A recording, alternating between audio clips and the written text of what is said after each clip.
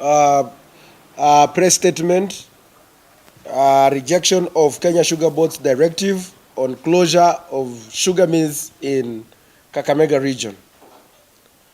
As an elected member of parliament representing a region built on sugar farming, I stand in a firm solidarity with our farmers.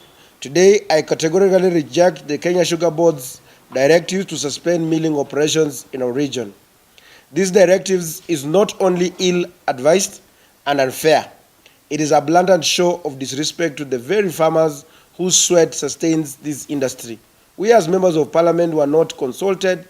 Instead, we are learning about these closures through social media platforms. Our people deserve better, they deserve respect. Our cane is mature and ready to harvest, ready for harvest. Yet instead of supporting farmers, the mills currently designated for our region are frustrating efforts to deliver canes. Busia Sugar has not paid farmers for the past 3 months. West Kenya and Olepito Sugar continue to perform poorly with exploitative histories and broken trust among farmers. Let me make this clear. The narrative peddled by these other sugar industries like MUMIAS, Busia, West Kenya, that MUMIAS has no cane, must be stopped immediately.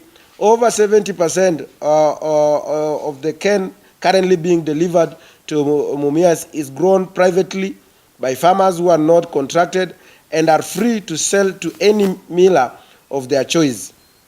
These are not millers' canes field. These are in the investments of hardworking farmers who stood by MUMIAS even during its darkest hours. Ironically, the same millers now blocking its revival were the first to invade the MUMIAS traditional cane zones when the company went down. MUMIAS Sugar Limited has restored, it has revived livelihoods and brought dignity back to the countless homes, aligning with the agenda to revive the sugar industry in Kenya. I therefore demand the following: immediate withdrawal of the Kenya Sugar Board directive to suspend milling in our region. Busia Sugar and Olepito Sugar must pay farmers their long overdue bonuses just as MUMIAS has done. Future decisions affecting farmers must be presided by meaningful public consultation, not crackdown agreement. It is time for the Kenya Sugar Board to leave the boardrooms and walk through the villages. Let them meet the real farmers, hear their stories, and understand their pain. We will not allow cartels or special miller interests to dictate the survival of our people. Enough is enough. Thank you. So I can say. Now, ladies and gentlemen, I want to speak the following in regard to the issue of the closure of the sugar factories. We all understand that we passed the Sugar Act, which was ascended into the law that governs the sugar management of the sugar industry. And we expected that the Sugar Board to come up with a line, with the strategies, implementation of whatever we passed in the act. Like in terms of each miller must have their own register of farmers. We ought to have got all these reports by now. But up to today, we have not received, because we must learn the consistency. If we want to make sure that there is sustainability in the management and making sure that our sugar factories are performing well, there must be continuity. Whereby if we are closing, we don't close the entire region. We can say that we must have, like this company here is in the management, is doing maintenance. Like MUMIAS Sugar has been in the maintenance for the last 2 months. If they have been in the maintenance for the last 2 months because of the rainy season, now they are back in the operation, you are telling them to close. It means that you are losing the focus. And that was not the aim when we are implementing the Sugar Act, to ensure that the Sugar Board comes with the strategies that will ensure there is sustainability, there is continuity in the operationalization of improving the sugar sector in the region. And why are they closing? Look at the West Kenya is going for maintenance. West Kenya is going for the maintenance. Let them go into maintenance. MUMIAS Sugar, let them continue. Where are we going to get this extra sugar that they are just waking up? Where are the statistics for all that, for that reason? That is why we are telling that the sugar board, if you are not going, and I'm going to call upon, and I'm calling upon the implementation committee, we want to see the change in the management. We cannot take the same people who have been in the AFA, who have been mismanaging AFA, and we are bringing the same people in the sugar board as the management. We are not going to accept that thing.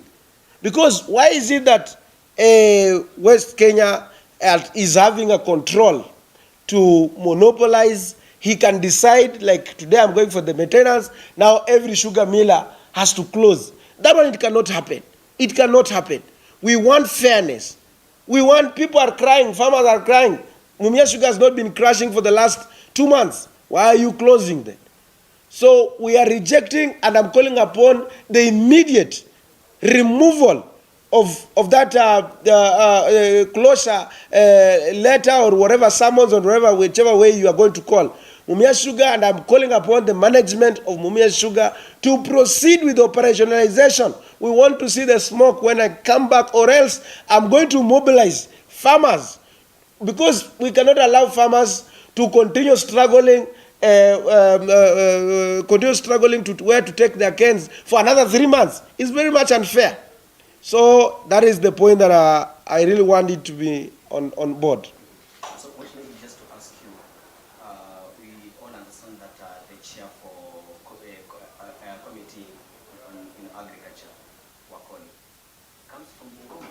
Maybe have you had an opportunity to talk to him, and maybe what the committee is doing about the sugar millers? No, you see here, okay, it's also an idea, but the thing is that we have the sugar board, and even me also, I have a right to call out the sugar board if they are doing the same mistake that AFA has been doing. And so it is upon them to correct, or else we are going to call upon all that to be suspended, so that the new board to be brought on board, so that they can streamline the industry. The same, because we are bringing this to fight against the cartels. Why is it that the cartels are waking up, and because they are going for the maintenance, that everything has to stop? No, it cannot happen like that. So I want to call even also the members from the Transoya, the members in the Committee of the Agriculture. I was part and parcel of the people who were in making that law in the sugar bill until it came into the law, to ensure that we streamline the issues of agriculture and sugar industry, to be specific. So we don't want to see this thing again happening. So for how long do you think we as citizens, we as Kenyans, we as farmers, we are going to cry for, maybe now and then, year coming, year go, like we simply sing one song of sugar millers, sugar industries, and manufacturing, like there's a lot of noise going on when it comes to I think we need also to look at the bill, the act where we passed, and we are giving out I'm going to talk with the Honorable Wanjala, who is the chair of the implementation committee, to find out. It's about like almost a year. We must know where as the implementation process of Sugar Act has moved to. What level? Because we want to see the research institute that were passed of cane development. We want to see the register of farmers. If MUMIAS is saying that these farmers are his, why can they as a board, do they have the list? Do they have what? That is what we want. But as of now, if we are still operating the way we were operating, and a farmer is having canes that are mature, then there's no reason why we should stop the operation. And we also expect that there should be no total shutdown of sugar industry in Kenya, unless otherwise. Let every miller come up with his own diary, whereby he said that between this period of time, I'll be in the maintenance process. And this time round, I will need, allow the space for the canes to grow. We want 24 hours, we want sugar industries to operate from Jamba. We don't want to see like today the board wakes up and say that we are not crashing. This is like this sabotage. We are not going to accept the sabotage in the sugar industry. We have really fought to pass that act of parliament, that act, the Sugar Act, and there's no any way. And I want to tell I want to talk to the CEO and the board in general that if that is the way, we are going to suspend the entire board and start anew, bring people who are competent, who can do what is supposed to be done to streamline the sugar industry in this country. Which maybe just for a few seconds, you can tell us, the president had earlier said that, or earlier on said that he has fixed this matter to do with the sugar millers in the country.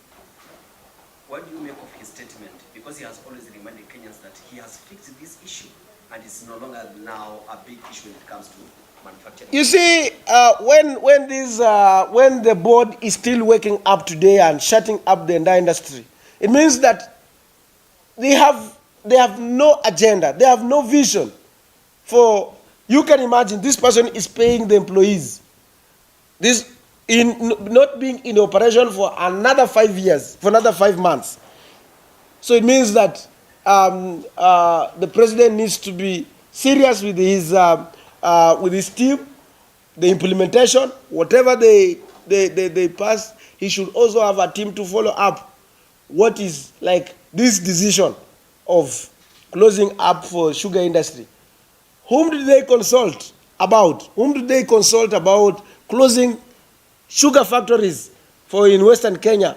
In Western Kenya for 3 good months.